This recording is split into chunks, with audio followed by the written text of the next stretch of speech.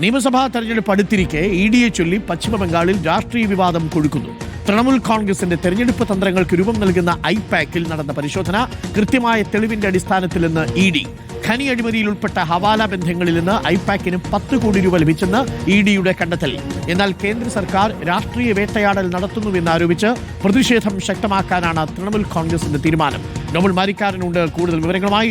Nobel Marikkaran, ഐപാക്കിൽ നടന്ന raid വലിയ ചർച്ചാ വിഷയമായി മാറി. അതിനിടയ്ക്ക് മമതാ ബാനർജി റെയ്ഡിനിടയിൽ വളരെ നാടകീയമായിട്ട് കടന്നു വന്ന് ചില ഫയലുകളൊക്കെ എടുത്തുകൊണ്ട് പോയി ഇഡിയെ ഇടിച്ചിട്ടു എന്നാണ് ചില ദേശീയ മാധ്യമങ്ങളടക്കം റിപ്പോർട്ട് ചെയ്തത് മമതാ ബാനർജി.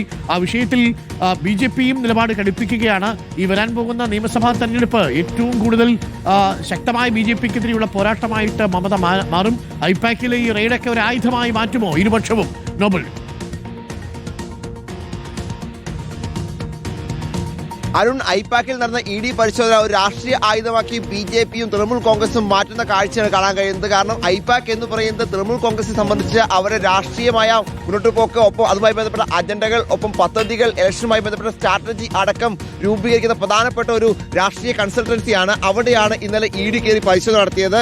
ഇഡി കയറി പരിശോധന നടത്തുമ്പോൾ മമതാ ബാനർജി അവിടെ എത്തുകയും പിന്നെ നാടകീയമായി അവിടെ നിന്ന് ചില ഫയലുകളൊക്കെ എടുത്തുകൊണ്ട് പോവുകയും എന്നിട്ട് ആരോപണമായി പറഞ്ഞത് തൃണമൂൽ കോൺഗ്രസിന്റെ തെരഞ്ഞെടുപ്പ് സ്ട്രാറ്റജികൾ അടങ്ങുന്ന ഫയലുകളും ഹാർഡ് ഡിസ്കും ഒപ്പം സ്ഥാനാർത്ഥികളുടെ പട്ടികയൊക്കെ എടുക്കുന്നതിന് വേണ്ടിയാണ് ഇഡിയെ കേന്ദ്ര സർക്കാർ പറഞ്ഞു വിട്ടത് എന്നാണ്. എന്നാൽ ഇപ്പോൾ ഇഡി ഇതുമായി ബന്ധപ്പെട്ട് വ്യക്തമാക്കുന്നത് ഖനി അഴിമതിയുമായി ബന്ധപ്പെട്ട് കൃത്യമായ രീതിയിൽ ഐപാക്കിലേക്ക് പണം വന്നു എന്നാണ്, കള്ളപ്പണം എത്തിയിട്ടുണ്ട് എന്നാണ്. കാരണം ഈ ഖനി അഴിമതിയുമായി ബന്ധപ്പെട്ടുകൊണ്ട് അവിടെ വലിയ തരത്തിൽ ഹവാല ഇടപാടുകൾ അടക്കം നടന്നിരുന്നു.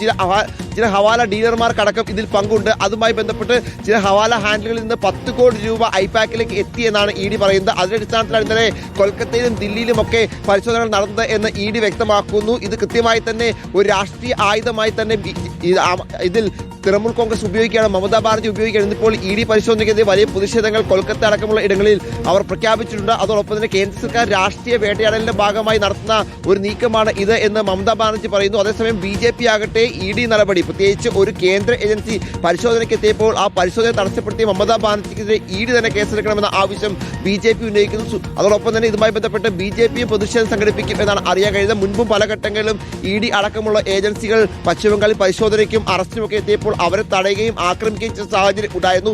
ഇതൊക്കെ ചൂണ്ടിക്കാണിച്ചുകൊണ്ടാണ് BJP എന്താണ് പ്രചാരണം കൊഴുപ്പിക്കാൻ പോകുന്നത്. പ്രത്യേകിച്ച് വലിയ രാഷ്ട്രീയ പോരാട്ടം BJPയും ഒപ്പം തൃണമൂൽ കോൺഗ്രസും നേർക്കുനേർ മത്സരം നടക്കുന്ന പ്രധാനപ്പെട്ട രാഷ്ട്രീയ പോരാട്ടമാണ് ഇത്തവണത്തെ നിയമസഭാ തെരഞ്ഞെടുപ്പ്. സ്വാഭാവികമായും BJP അധികാരം പിടിച്ചെടുക്കാൻ വേണ്ടി നീക്കം നടത്തുന്നുണ്ട്. കേന്ദ്ര ആഭ്യന്തരമന്ത്രി അമിത്ഷാ സംസ്ഥാനത്ത് ക്യാമ്പ് ചെയ്ത് കഴിഞ്ഞ ദിവസം പ്രവർത്തനങ്ങൾ നടത്തിയതാണ്. അതുകൊണ്ട് തന്നെ തീപാർന്ന മത്സരമാണ് തൃണമൂൽ കോൺഗ്രസും BJPയും തമ്മിൽ ഇത്തവണ പശ്ചിമബംഗാളിൽ ഉണ്ടാകാൻ പോകുക. അതുകൊണ്ട് തന്നെ രാഷ്ട്രീയ വിവാദത്തിന്റെ വ്യാപ്തിയും തീവ്രതയും വർദ്ധിച്ചിട്ടുണ്ട്. അതുകൊണ്ട് തന്നെയാണ് മമതാ ബാനർജി നേരിട്ട് ഇന്നലെ ഈ ഇഡി പരിശോധന നടത്തുന്ന സ്ഥലത്തേക്ക് എത്തുകയും അവിടെ നാടകീയമായ രംഗങ്ങൾ സൃഷ്ടിക്കുകയും ചെയ്തത്. നിലവിൽ എന്താണെങ്കിലും വാദപ്രതിവാദങ്ങൾ കൊഴുക്കിയാണ്. ഒപ്പം TMCയുടെ ഭാഗത്ത് വലിയ പ്രതിഷേധങ്ങളും ഇഡിക്കെതിരെ ഇന്നിപ്പോൾ ഉണ്ടാകും. മമതാ ബാനർജി കൃത്യമായി തന്നെ വ്യക്തമാക്കുന്നത് ഇഡിയെ ഉപയോഗിച്ചുകൊണ്ട് തൃണമൂൽ കോൺഗ്രസ് തകർക്കാനുള്ള ശ്രമമാണ് ഈ തെരഞ്ഞെടുപ്പിൽ നടക്കുന്നത് എന്നാണ്. അരുൺ.